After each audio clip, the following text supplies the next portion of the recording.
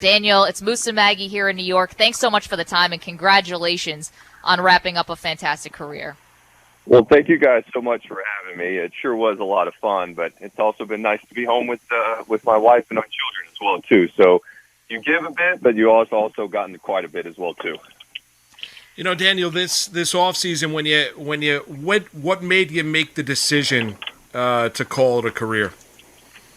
I think the shutdown was really the first time I got to see what I would be getting as far as time spent with my wife and our children, as opposed to just seeing it through the lens of what I would be giving up, because baseball has been so gracious to me and our family. But that was those couple months were like, wow, this is difficult, because trying to be a good husband and father, to our children and stuff is not easy, but it's definitely worthwhile. So that was one of the first ones. And then honestly, from a baseball perspective, these guys are just getting really, really good. And they are, and they're throwing so hard these days. And there were things I needed to do physically that wasn't worth, I didn't feel like the trade-off of time with my family, I think would probably be the best way to describe it. The players are just too good now. They're fun to watch, but when you're on the other side of it, they're kind of eating you up and spitting you out, when you get older. Yeah, maybe if they move the mound back a little bit, then you'd be back in. Daniel Murphy is our guest, just called it a career. Daniel, notoriously throughout definitely your time here with the Mets, but even your whole career, you never like to talk about yourself. But now you've retired, and now we can reflect on you and your career. And I'm curious if you found yourself going back to any moments in your career more than others, or kind of reliving your own journey. Wow, that's a really good question. And I have gotten an opportunity to reflect on my career and our career. And you know what? I end up seeing the faces of like my teammates and the relationships I built. So like one specifically is like when we were able to clinch the pennant in Chicago, I gave David the hugest hug. I don't know if he wanted it or not, but I've seen it multiple times on video, and he got it nonetheless. So like it's moments like that. Lucas Duda, when I see him, and I think I made a diving play in the NLDS to finish a game that everyone got a piece of. I just was the last one to touch the ball and give it to Lucas at first. So it's things like that. It's Ruben Tejada coming out on one leg. When the Dodgers came to us in the NLDS after what happened at second base. So yes, to answer your question, but I end up still seeing the faces of these great relationships that we have after 15 years in professional baseball.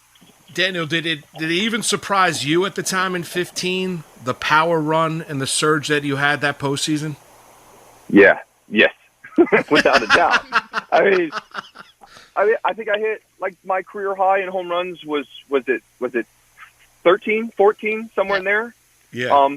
And then I think I hit 7 in like a month. So to say that was unexpected would be falling well shy. I was thrilled. But it was certainly unexpected. Daniel Murphy is our guest, of course, the homering in 6 straight games and leading the Mets to the NL pennant. I went back and was reading a little bit about, the conversations that you had with Kevin Long, the hitting coach, before that season, and the changes that you made to your swing. And I'm curious, how apprehensive were you about making those changes before you did in 2015? Is there an alternate universe where we never get Daniel Murphy postseason hero? I would say, to answer your question, my apprehension level was 0, but that was after talking with Kevin. He reached out to me before spring training started.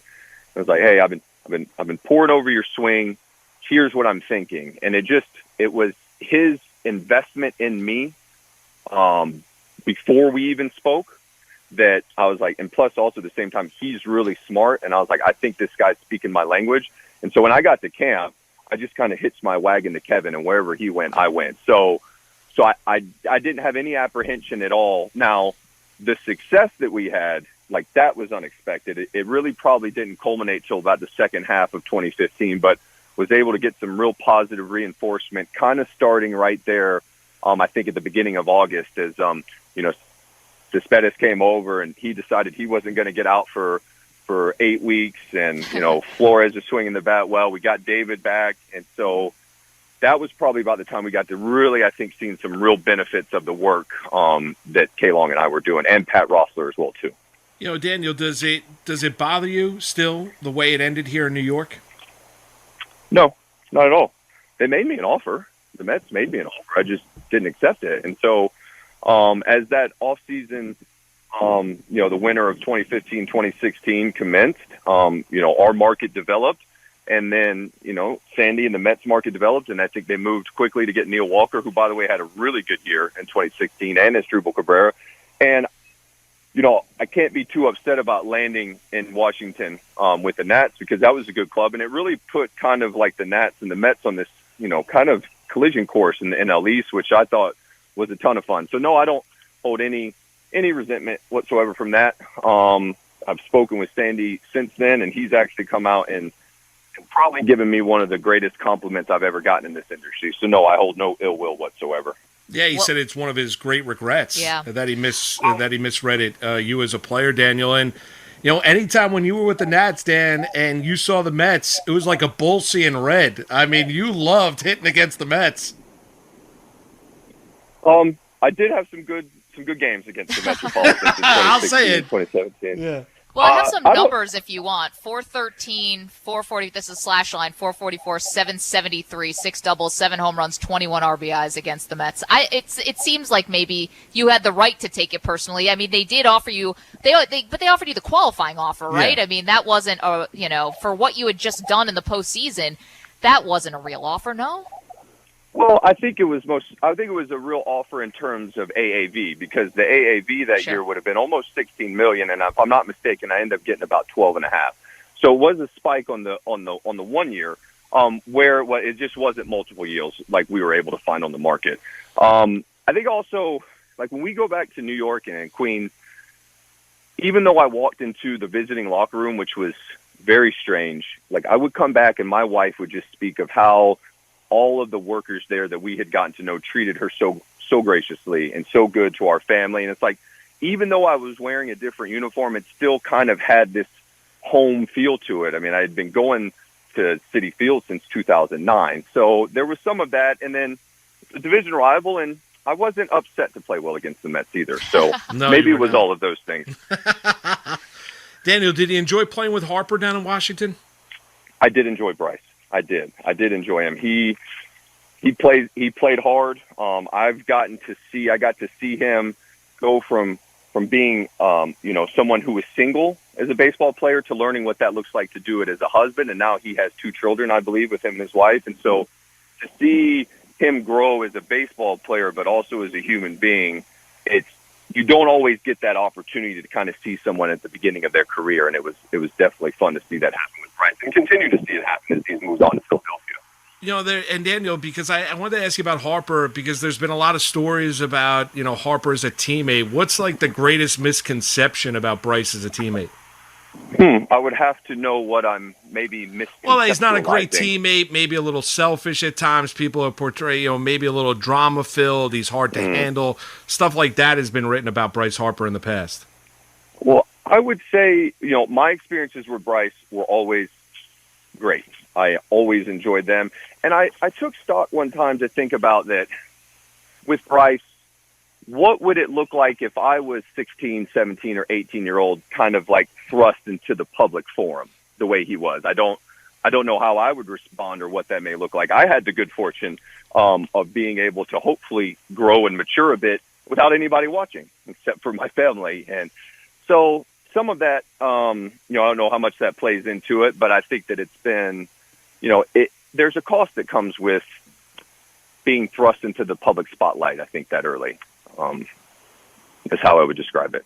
Yeah, I totally understand. I was reading something that you had said, before 2015 in the postseason, all those years in New York, you could walk around like undisturbed. But then after 2015, like that was it. It was over. Now you'd get recognized everywhere, whether you were in Central Park with your family or wherever. As we're talking with Daniel Murphy, what I thought was interesting is, and someone else did the legwork here, so I'll give them, it's Mets Mesmerized Online, said if you just applied the numbers that you racked up with the Nationals and added those numbers to your career with the Mets, you would be top 5 in 4 statistical categories for the Mets. Like, do you think about what your legacy is here and the impact that you did have on this franchise in the city? I look back on the time in Queens. It was really awesome, and I really don't hold any ill will. And I guess the first thought I had is, like, if you were to take the numbers from Washington and put them on the back of my baseball card with the Mets, is that, well, I must be pretty close to some, being at the higher end of some categories. So that's nothing to sneeze at, I don't think. So though they don't count, as being in New York, it just, to be honest, the experience in 2015 was just so awesome.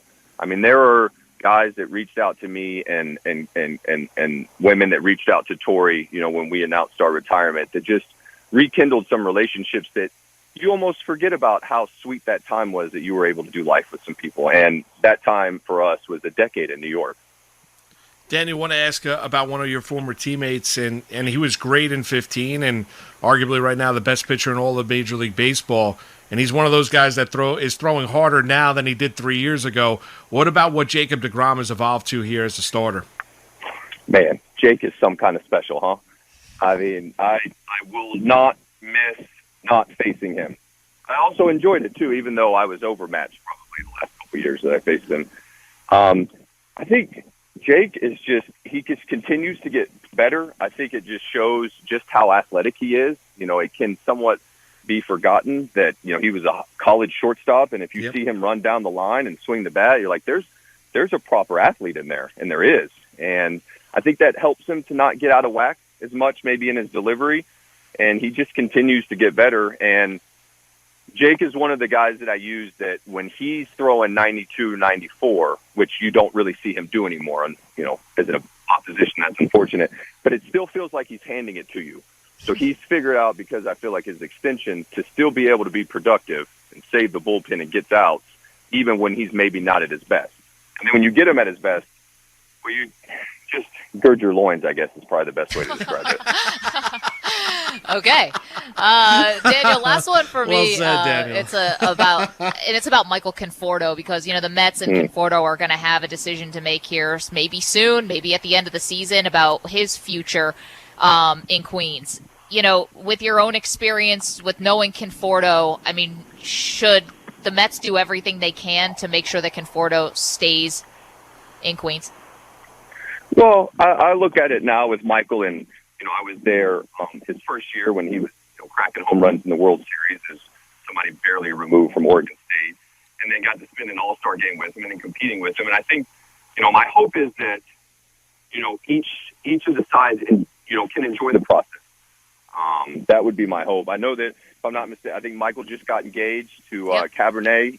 She actually helps my wife with a new not-for-profit she started, Prom Series, and Cabernet has been a godsend, honestly. So the Confortos, Michael himself, I enjoyed my time with him. He was great. And, I hope that each side enjoys the process. And, there is some of it that it's a business, but, I never really took any of it personally. And I think that can not detach you, but just help understand that this is the nature of things. Daniel, last one for me. Maggie asked you the question about, looking back and what moments you thought of during your 12 years in the majors when you announced your retirement. A lot of people, whether you heard it or not, defined you as a player. I'm curious, in your own words, how would you define your career here, yourself as a player on the major league level? Rarely a dull moment, I guess. Get a base hit and then run the bases like you're invisible. Maybe do something okay on the bases and then tackle a ground ball like like you've never taken one before. So I don't know. Rarely a dull moment. What's next for you, Daniel? I mean, you're going to spend time with your kids. I think that's great, and have some family time. What are you hoping for next? Well, I would like to finish these 2 classes properly to get my degree. I just finished up taking 2 classes today, U.S. history and philosophy. Nice. And then, I think just spending some time with the kids. This will be the first time that kind of get to choose our own leisure time for a bit at this time of year. So I was joking with my mom during the pandemic that the shutdown, unfortunately, that was the first time I didn't have a game on the schedule since I was like 5 years old, and it was April. So that'll be unique this year. But it also, as one adventure ends, it's the opportunity for others to begin. Do you want to get back in the game down the line, Daniel? I guess I would have to say yes to a certain extent because I don't think my circle of competence is that big, and baseball is we spent like 20 years doing this kind of, if you count college. So this is kind of my industry where maybe have accrued the most knowledge. And so I don't know what that may look like in the future, but I do follow now, and I'm excited to see a new season start where I'm an observer and to see how it unfolds in front of me. Great. Well, we know Steve Cohen has said Old Timers Day for the Mets is going to be on, and I know you're absolutely not old at all, but looking forward, hopefully, to seeing you back at Citi Field at some point, maybe when the world gets a little more back to normal, maybe throwing out a first pitch or something like that. Congratulations on the culmination of a wonderful career. Thank you for all the memories, especially 2015. You really had this city captivated and the entire baseball world. So we appreciate it, and good luck in retirement. Stay safe. Well, thank you guys. Sincerely, thank you for having me on. I appreciate it.